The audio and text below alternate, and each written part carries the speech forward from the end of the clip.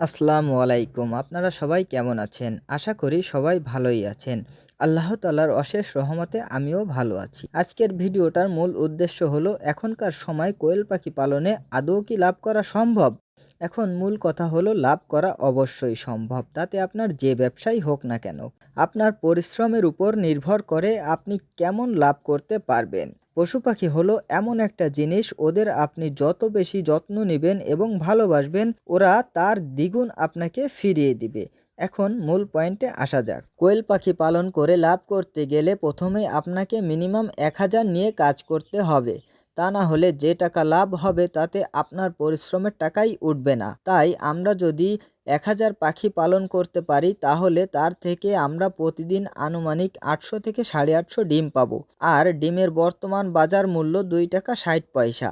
এটা আমাদের দিকের কথা বলতেছি, আর আপনারা যখন হিসাব করবেন তখন আপনাদের ওইখানের বাজার দর ধরে হিসাব করবেন। তা না হলে আপনারা বিষয়টা বুঝতে পারবেন না। তাহলে ৮০০ ডিমের বাজার মূল্য দাঁড়ায় ২,০৮০ টাকা। এখন আসি খরচের হিসেবে। একটা পাখি প্রতিদিন ২২ থেকে ২৫ গ্রাম খাবার খায়। তাতে আপনার প্রতিদিন খাবার লাগবে ২২ থেকে ২৫ কেজি।